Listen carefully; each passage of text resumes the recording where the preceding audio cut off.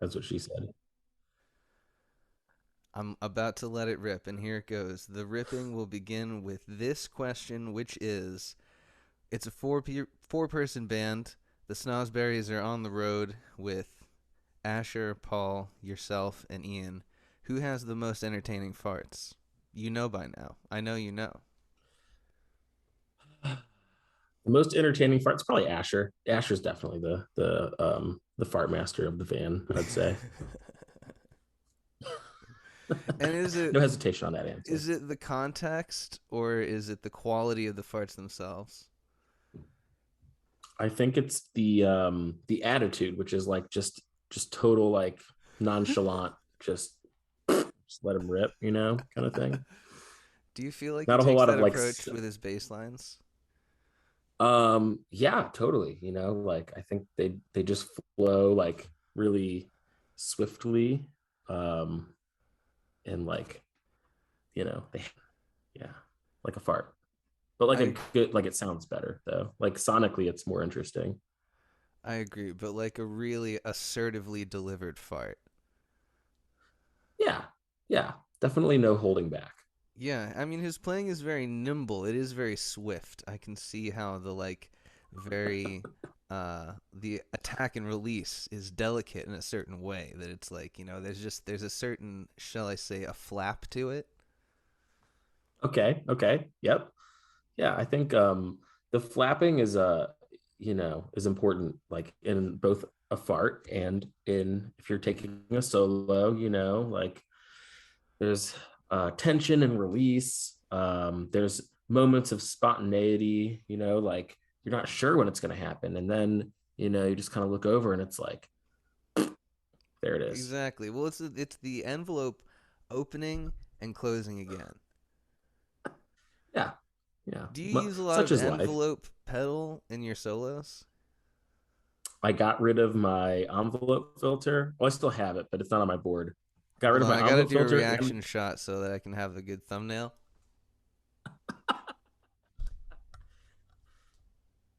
yes. That Uh, is my real reaction, by the way. yeah, no, yeah, no Wawa and no envelope filter currently. Why? I think like okay, so with the Wawa specifically, I think that sound has been overdone with music that is like funky, you know? And it's like, look, I'm funky guitar player now because I'm like waka chicka. But sound just is a little overdone. I think it can be used right. Like my friend Woody, Aaron Woody Wood, he'll use it for guitar solos. He does like the Jimi Hendrix thing where he's like, and like that's totally cool. So like that use of wah, I think is pretty awesome. But I stopped using it, and then I stopped using the envelope filter because I didn't want to do like Jerry Garcia tone, which I love the Dead, but I just don't want to have that tone, so I stopped using it. So it was more of the associations with the sound. Like, since you guys are funky already, there wasn't like an ironic or new way to use the wah pedal. And since you're already jammy, there wasn't a authentic way to like, you couldn't get away from the Jer Bear thing. I mean, like I've played so many Dead shows, like we've played them together. Like I've played so many Grateful Dead Super shows. fun.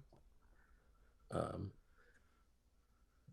no, dude, I love the Grateful Dead. They're like my favorite band. But with that said, um, I just like there's just that sound has been done, and like I don't have anything to add to it. Like it's done. But if we're gonna play some Grateful Dead, then bust that envelope filter out.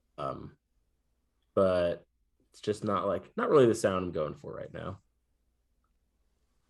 Do you have a favorite Carolina? Okay, so this is a good question.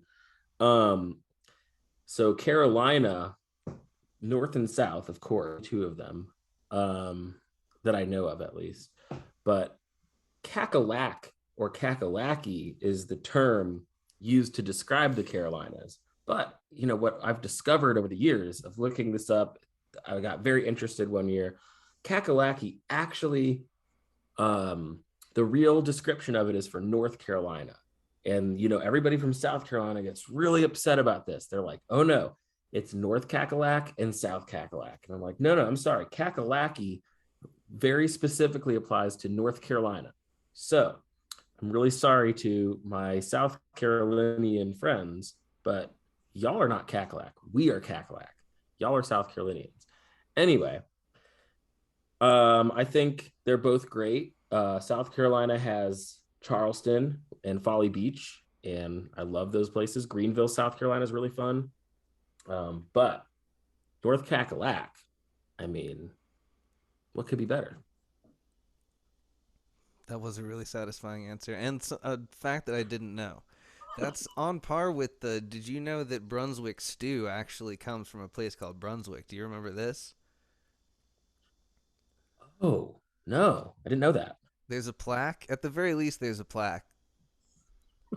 Okay. I like Yeah, it. yeah, Brunswick, Georgia, I believe. Oh, okay. What's in a Brunswick stew? I actually don't know. Is it like I, squirrel? I also don't know. Here, oh, hold on. This is something I've never. I've only for a short while been doing the podcast on a computer, so I haven't been able to be like, oh, let me look that up, and then we'll talk about that on the thing. But I can literally be like, what's in a Brunswick stew? You might even get a little bit of the like This is like on the microphone. this is the best part. Yeah, I'm the thinking like I'm traditional. thinking like before you answer, like I want to guess. Like I think Okay, it's like squirrel, corn, squash, like squash and squirrel, and like maybe like a little bit of like apricot or something. it looks like a yes on corn for sure. Let's see. Okay. Onion, garlic, potatoes, lima beans, corn, chicken stock, tomatoes, barbecue sauce, Worcester We're sauce, oh, mm-hmm. brown sugar, salt, black pepper, cayenne. It's in kind of a weird order to really understand what the main points of this stew is, but then chicken thighs is like towards the bottom here. Pulled pork, so it's This like is by not the way, like this is not like a food chart on the back of your food where they tell you what's the most ingredient at the top. Like this is not like that. it's written like they're just remembering it off the top of their head and at the end they're like you're like what are you making? Like, oh, chicken thighs, pulled pork. Oh, okay, thanks for letting me know. Cornbread or Oh, there's biscuits, another both. pretty Wow. that's the hearty, and then coleslaw is the last ingredient. So no squirrel. No, definitely no squirrel. Okay. All right. I'm also referencing Wikipedia so that we can see what the like, the colloquial definition is. Okay, How do you feel tomato about based turtle stew? turtle stew. I am not a fan ethically, but I am lyrically. It's a Oh, cool thing to sing. You could okay. sing it. I think it is very singable. But I feel like I watched a History Channel thing. This is real and not made up, although you wouldn't know anyway. Where there was an island inhabited like only or mostly by turtles, like these large turtles, and they were just all hunted basically into extinction off of the island in a really violent kind of short process for making turtle stew and like the canned turtle meat. And so I don't like that. I don't know. What about No, I you? think that's true. What are your Yeah. feelings about it? Well, I've never had it. I think it's illegal. I don't think you're allowed to even eat it in America. Um, but I don't think I would. Maybe if someone like offered it to me. Maybe we'd take a Yeah. bite.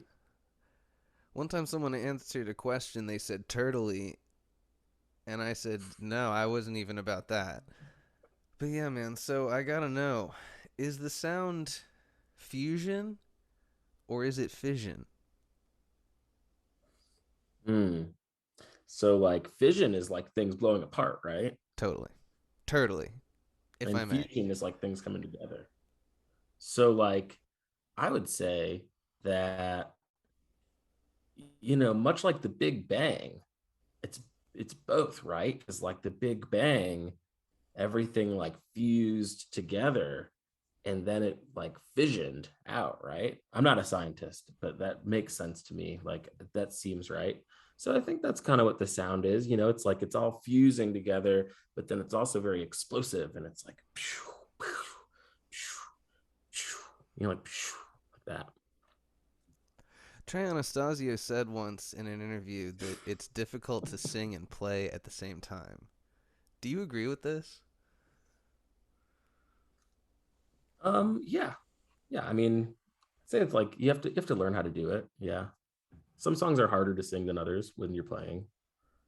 You know, it's like the rhythm. Like if the rhythm, if there's like a weird polyrhythm to your voice versus like what you're playing, that's definitely kind of hard.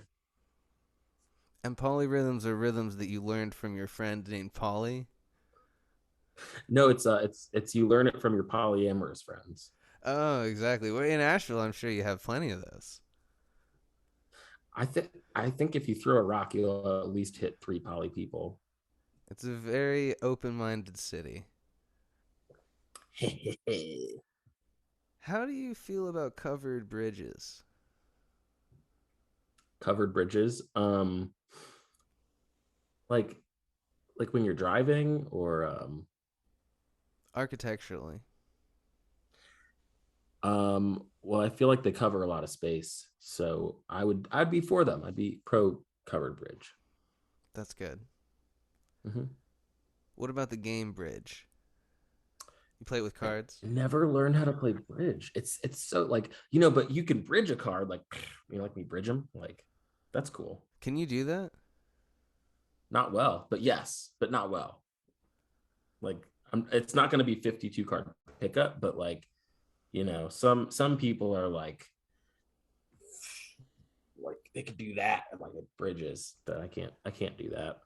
There's an acoustic guitar player in Gainesville who is also a magician and he does card tricks. His like Awesome. other social media thing is doing card tricks and it's very impressive.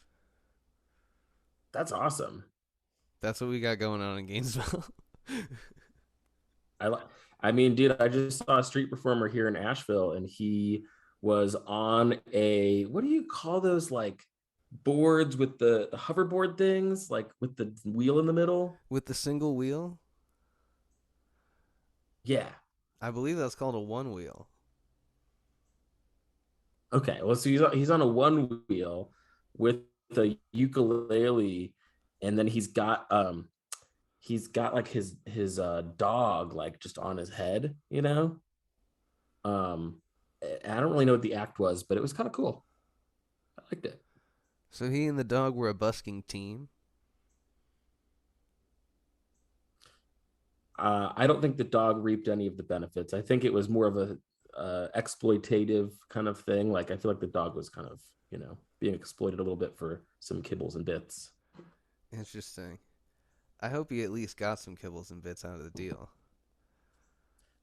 I wasn't there for the kibbling or the bitting, but I would imagine that kibbles and bits were had at some point. I would hope so. Asheville really is a city that has a rich heritage of street performing.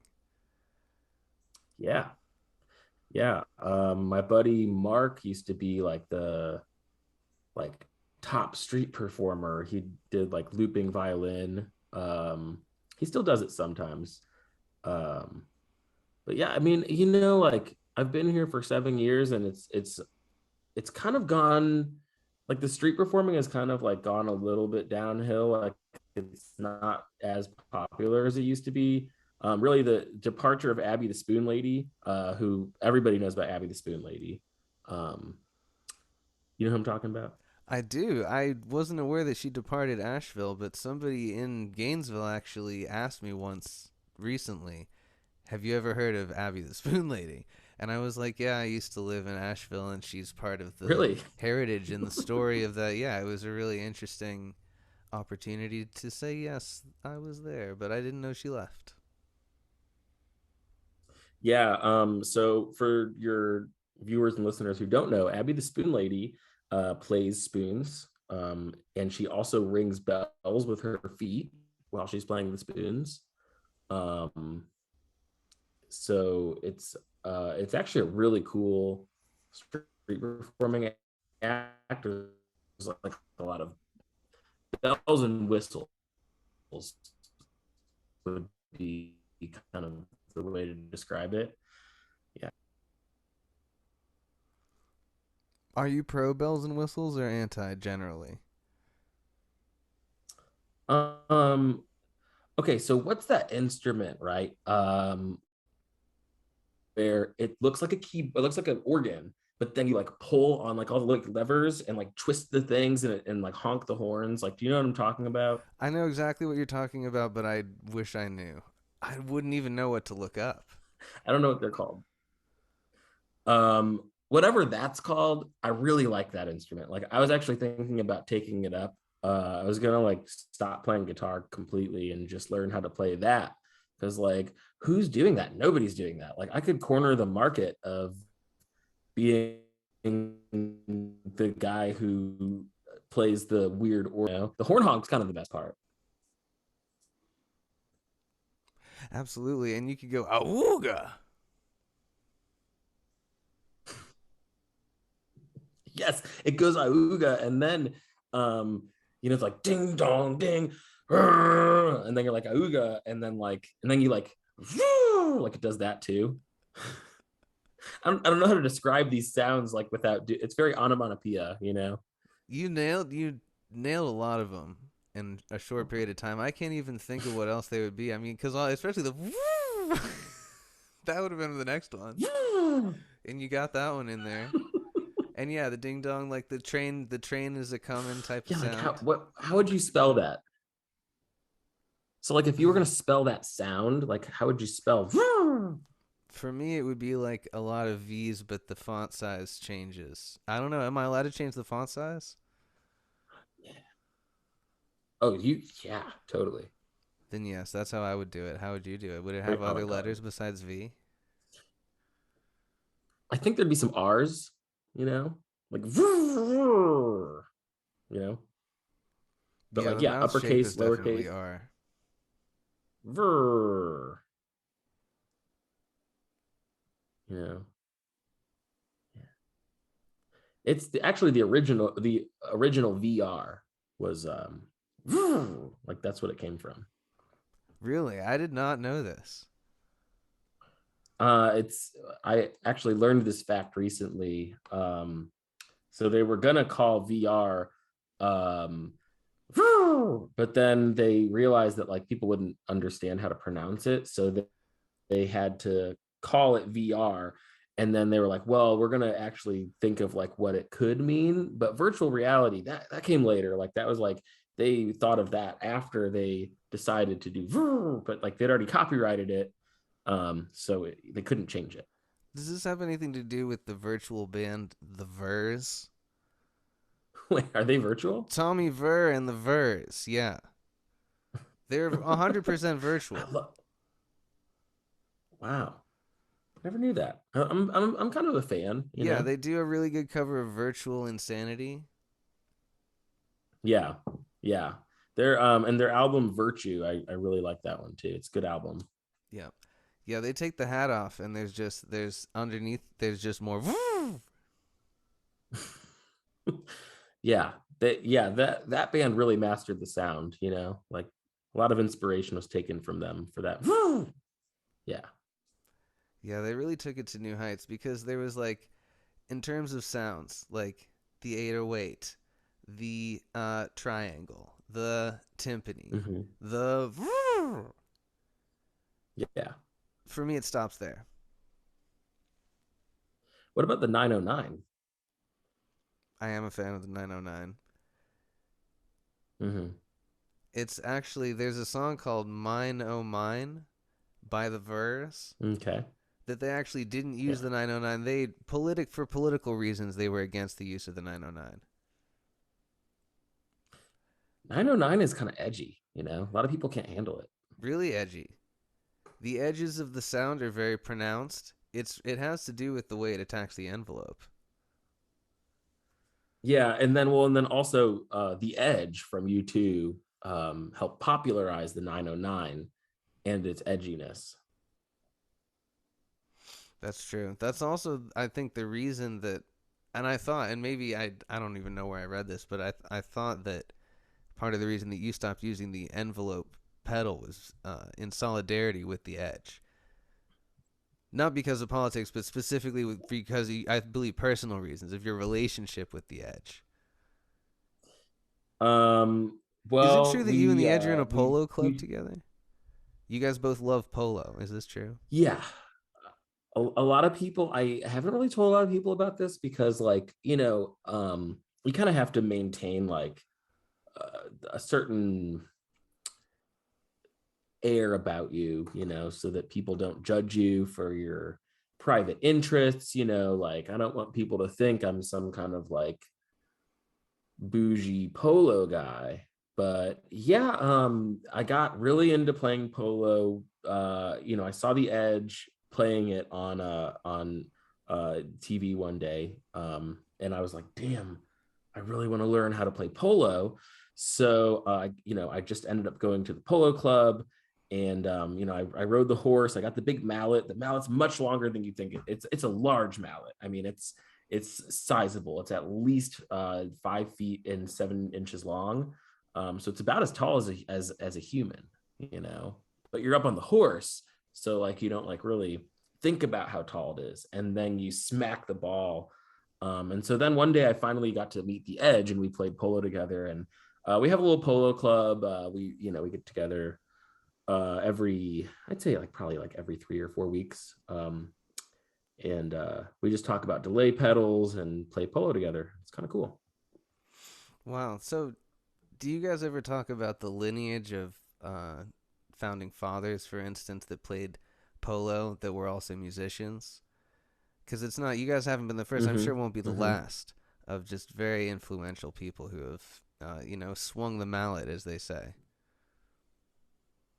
Yeah, I mean, Benjamin Franklin, who obviously was not president, but was one of our, I would consider him a founding father. He's Absolutely. got daddy energy. He's kind of a daddy. I would call him a Um, zaddy. Am I wrong? Am I too bold to oh, call Benjamin Franklin a zaddy?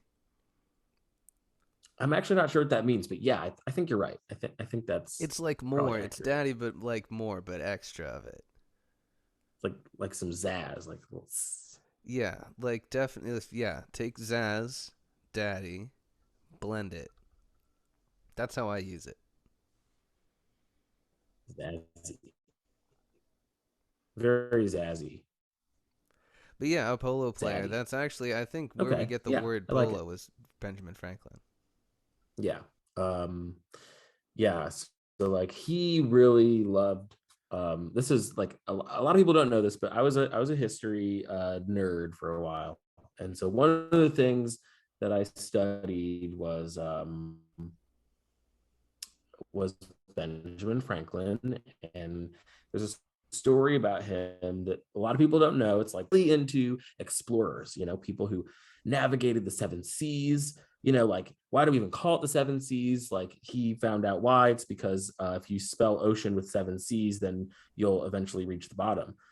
So he was really into Marco Polo. And Marco Polo, like the way that he really rose to fame was he would when he would bob his head up from the water, he would swim everywhere, and he'd bob his head up and he'd be like, Marco. And then all of his exploring mates would be like, Polo, and then they would like, Marco Polo, Marco Polo. And then when they got on land, they were like, well, okay, so now we're on land. How do we keep in touch with each other? And they eventually found these wild, wild horses, and they got on the horses. And so they were like, Marco Polo, Marco Polo. And then at a certain point they got like a very long, like they encountered like a lot of trees and like their limbs, and little by little they started to walk tall and carry a big stick. Well, actually they were riding tall and carrying a big stick, and screaming Marco Polo.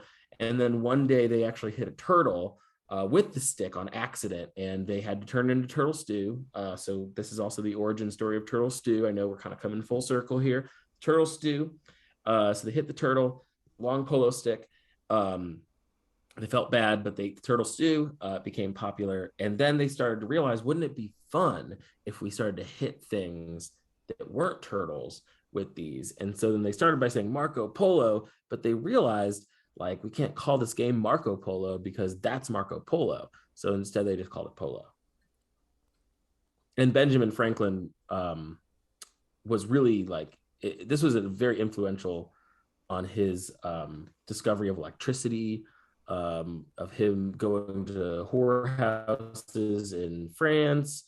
Like all of this, it's all tied together with Marco Polo.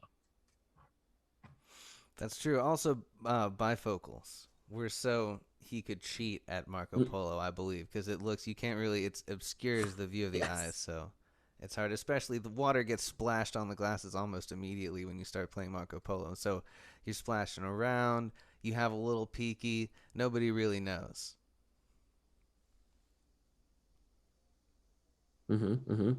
Yeah, yeah, and so bifocals, he also invented trifocals, which is like a bifocal, but there's three of them. And then he would ride a tricycle with his tricycles, um, his trifocals on the tricycles, um, and then he would study medicine too. So he would actually ride his tricycle wearing his trifocals to do some open heart surgery on ventricles That's true, and I think inside of a eventually cubicle. he made glasses with 7 different focals, Mm-hmm. which is where we get the term the seven Subfocal. Seas. Because if Oh, you right, right. spell ocean with 7 C's, you reach all the way to the bottom. And this, I believe, was ancient classical knowledge that was dredged up and written about again by Benjamin Franklin. Yeah, dude, absolutely. And septicles, um, septifocal. Well, septicles is like seven icicles, but septfocals is like that was his seven focals. And I think that's also how Ben Franklin died. Was a septical actually struck him. It fell from the lip of a roof of a building, and the rest is history.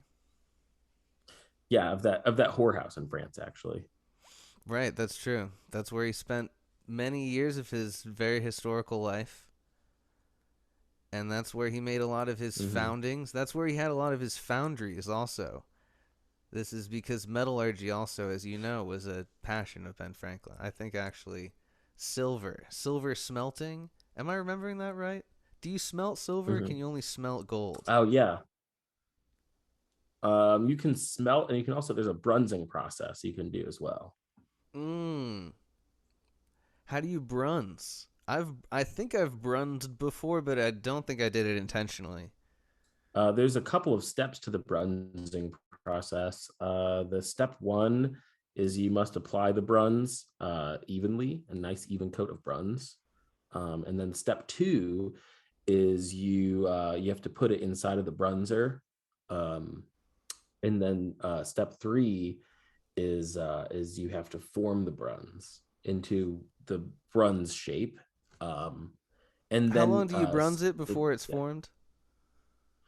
It depends on how big it is, but I usually bruns for about 3 to 7 minutes.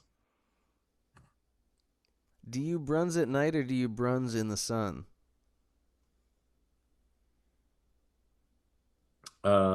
Sun's out, bruns out. Do you feel like it's all about him or it's all about the gym? Snap into a Slim Jim, right? Because, um, you you can't clap into a Slim Jim. You must snap. Can you That's flap into a Slim Jim? you could try. Be a little difficult. Does being a pastor change how you view a pastoral landscape? It absolutely does. Because it used to be that I viewed it in a portrait mode, if you will. But now Mm, I view it completely on its side, landscape. wow. Wow. And the thing is that you Wild. can't draw a portrait of a landscape. No, no. You could draw a still life of a portrait of a landscape, but not actually drawing the portrait of the landscape. It's true. But if you had a Yeah, it'd be portrait, like very like zoomed out, like yes, a portrait mode of a portrait mode of a portrait mode, you get a hall of portraits. yeah, exactly. That's yeah, it's a portal, so to speak. What about Kentucky? I love Kentucky. Louisville. I love Louisville, Kentucky. Did you go to Louisville with us? I think we went to Louisville way back, way back in the day. Oh, did we? I Okay, think because that like video of like where we're all playing random instruments on the street corner, I want to say. I think I busted the jaw harp out. awesome. I think that was Louisville. Man, I don't know if I remember that one. That's a good well, I know you've been to Covington, Kentucky, which is also a great town right outside of Cincinnati. Oh, yeah, no, I do remember Covington, Kentucky very fondly. Have you Yeah, ever seen the Blue Octave. Moon of Kentucky? No, I haven't seen the Blue Moon of Kentucky. Dude, I've been listening to a lot of Billy Strings. Oh, Billy Strings is good. Are you a fan? Are you a bluegrass fan? I'm not like a huge bluegrass fan, but Billy Strings is really good. He lived up to the hype. Like he has so much hype, and like a lot of the time, like you hear something's hyped up, and you're like, okay, is it really that good? But Billy Strings actually did live up to the hype, and he is that good. I've gotten to see him live a couple times, and it was awesome. I agree. He's got strong fundamentals as a player. Like his Hmm. fundamentals are so good, his basics are so good that he could just do anything. Yeah, yeah, he's rad. Hopefully, I'll get to see him sometime this year. Saw him last Halloween here in Asheville. That was a really good show. Good time. Did he do any spooky songs?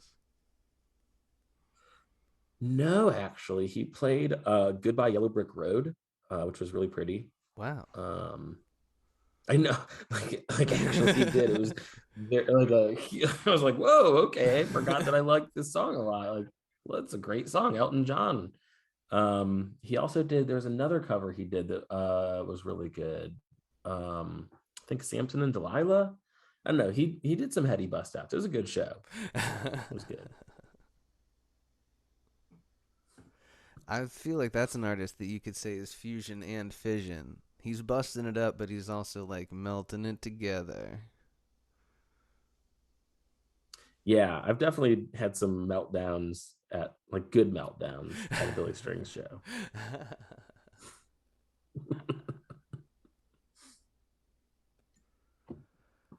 So tell me about the Snozzberries like writing process now. I don't even know like I have no idea even what the main writing force is or if it's still everybody. Like what's that process look like for the band right now? It's still kind of like I guess the way to describe it would be like we'll get together for a rehearsal and someone will have an idea, and it's sometimes it's more fleshed out than others. Sometimes it's kind of just a rough idea. And then we'll build off of that. And then, like for example, if Ian comes with a cool piano idea, I'll like write a lead line over it, and then Asher will, do him. So it's that is one way we do it. And then sometimes we just get together and just come into the room and we'll say, hey, let's just play music for a little while before we do anything. And we've actually written a couple of songs that way too, which is a lot of fun. Just like and doing it on stage too, just playing and listening and just crafting ideas together. Actually, our so this is a good story. Our friend Tiberius, his real name's Wayne. Sorry to out you, buddy. But our friend Tiberius from Tampa. he drove down to our we just threw the show at Psychedelic Circus. He drove down from New York. He drove like 13 hours to come to the show. And he, before the show, because he lived here for a couple months, he's like living everywhere. And I kept like pestering him, being like, hey, like this is our big summer meltdown. It's our big local show. Like, you gotta come. You haven't seen the band yet. And he's like, okay, well, I'm gonna be like in Colorado. And I was like, okay, but first you gotta come to the show. So it was like this big joke between us. And then like a week before the show, he called me and he was like, hey, by the way, hypothetically, if I came to the show, you have to write a song called Tiberius for me.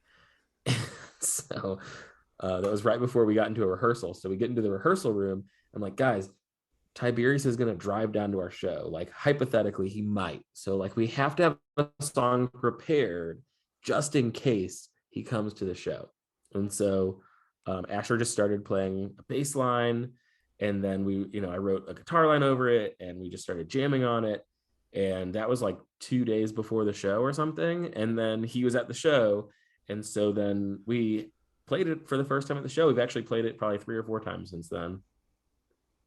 That's a beautiful thing. A song by request. I love that. It's kind of wild. I had a similar thing happen. There was a song called The Hoopla. Did you ever hear the Savants of Soul song called The Hoopla? They have a song called The Hoopla where they sing about the hoopla. The Maybe. hoopla is like when rumors be flying around and it's the hoopla. And they have it starts with a whole monologue. Okay. But anyway, it turns out coincidentally that Hoopla is also the name of the app that you can use in Alachua County to rent audiobooks or borrow audiobooks through the library. And they contacted the band and they were like, we want to use you for a PSA. Oh, And so there's this sweet. video of them dancing and doing choreography and this whole thing to the song as a PSA that you can do this, that you can get audiobooks and stuff through the library. It's great cross promotion. Good job, guys. Yeah, and it went Impressed. that was the end point, and the beginning point was early in the band's life. We had a friend who was like, "Man, you know when some rumors be flying around?" And he was a good friend of the band, and he was like, "I feel like you guys could have a song that begins with a monologue, and you could call it the Hoopla." And we were like, "Yeah, maybe." And it came out in practice. It was a similar thing, just like in your story, where someone was like, all right, well, we Mm-hmm. got to have this song. And a bass line started, and there was a guitar line, and then we kind of riffed on some stuff. And we had it prepared, and we impressed that friend. Did you know that some I people like say it. that there's not just UFOs, but there's also USOs, unidentified submersible objects? Because people be in submarines, military Oh personnel, yeah, and actually, whatnot, and they also see stuff that's unexplainable.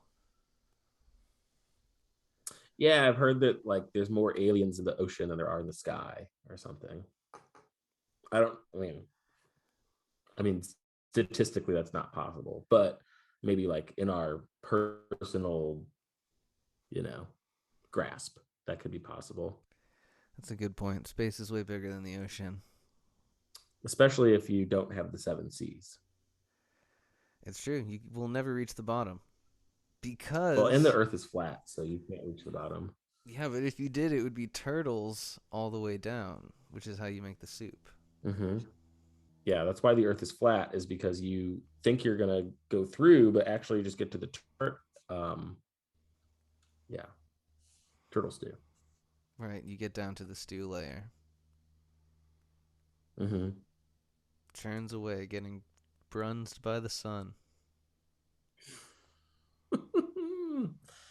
Do you remember when we were in Muncie, Indiana, and we created and we created a song called "Cats Are in the Bathroom"? I do remember that. It was like a very like upbeat disco, like kind of Yeah, yeah, cats are yeah. in the bathroom. This would be That's we a good might song. that yeah that might become a sample. Cats in the bathroom Yeah, could live again thanks to this moment. I actually like. I remember the whole song still. It's been like imprinted in my memory. Like I'll be like up, like I can't sleep. Like I'm laying there, I'm trying to sleep. And I just hear in the bathroom. I'm like, damn it, like I can't sleep, but these cats are in the bathroom and they're scratching at the walls. And I mean, it's real. It's a real dilemma.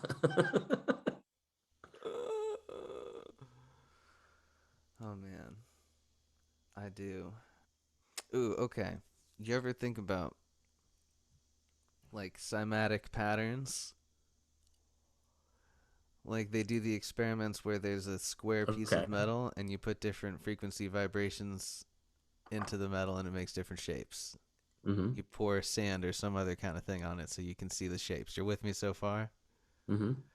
When the band is creating a signal, first you make one of those patterns that goes out of like the mains and the speakers. So if you could see at a certain Mm. like if you could see the way the speaker vibrates, it would be one of those cymatic patterns. And then it makes another one on the eardrum of the listener.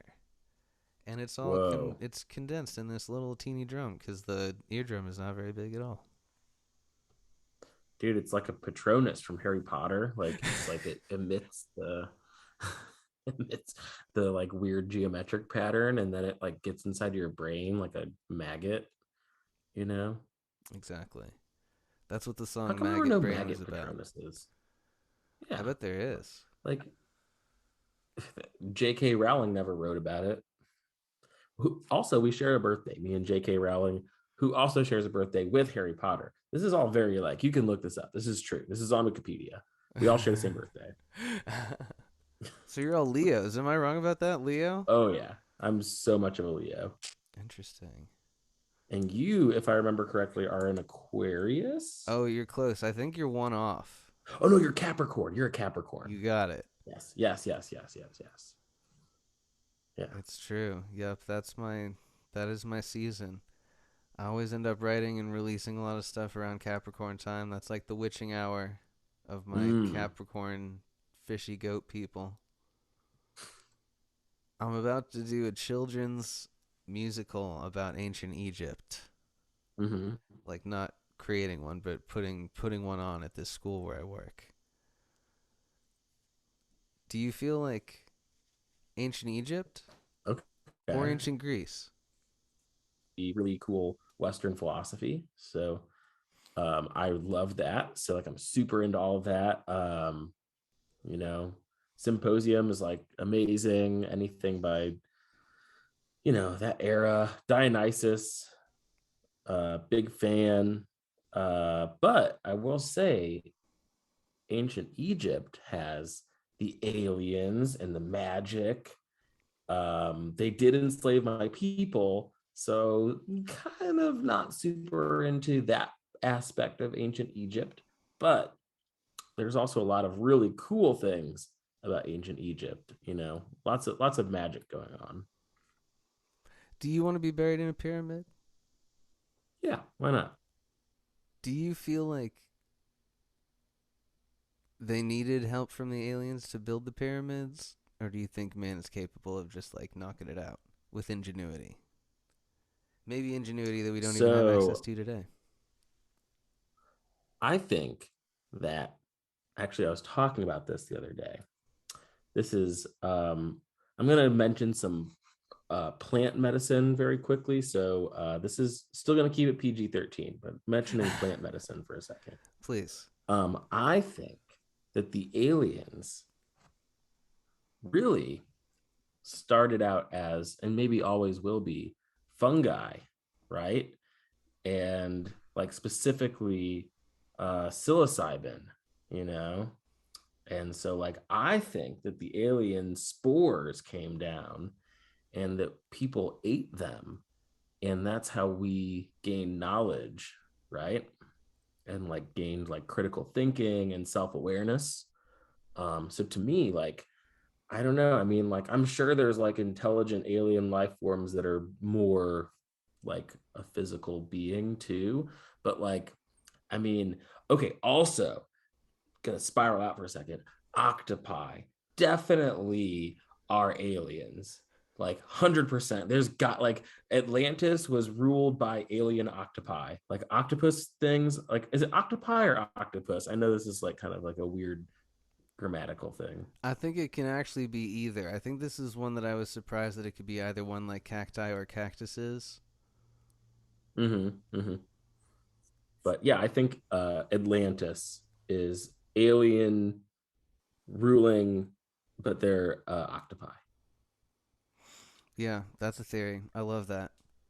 I hope I can quote you on that. Please, please quote me on that. If any cryptozoologists want to talk about it sometime, we Quick can, reaction you shot. know.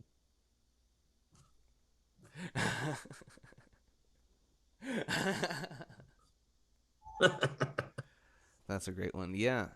And I think we can also thank ancient aliens for the talisman of old frosty nips. Old frosty nips, like people don't know the history. Okay, like they just don't know. If they knew the history of old frosty nips, all of these political divides that we see today, all of this right, left, all of this like all this fighting, like it would just all melt away because we would all be on the understanding of who old Frosty Nips was and what he represented in terms of American intelligence and America's identity, and we would all be able to just live together in peace and harmony if everybody knew the legend of Frosty Nips. Exactly. Not only Americans, but people all over the world, I think, not only Mm-hmm. can relate to the story, but can either draw their ancestry or some part of Mm-hmm. their ideology from Old Frosty Nips or his followers. Old Frosty Nips got around. He got around.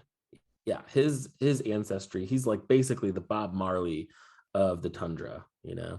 It's true. Bob Marley, Genghis Khan, Old Frosty Nips. Mm-hmm. Yeah.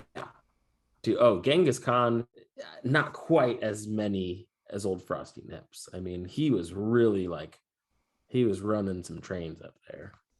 It's true. And there were many family lines that draw not only their DNA, but also their names themselves from the legendary tales of Old Frosty Nips, the Nippingtons, the Mm-hmm. Nipplemeyers, the Mm-hmm. Niphoffers, the Nipsteins, Mm-hmm. and the Nipsteins. Yes. Surprisingly, all Yes. are families that draw their line all the way back to Old Frosty Nips.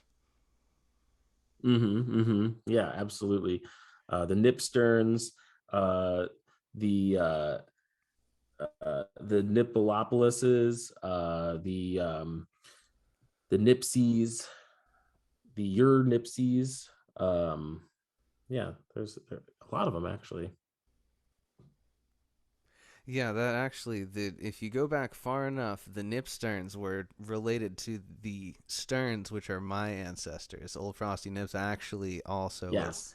one of my ancestors, which is why Yeah, I'm my so ancestors had passionate their about names the changed. subject. Oh, really? There was a name change.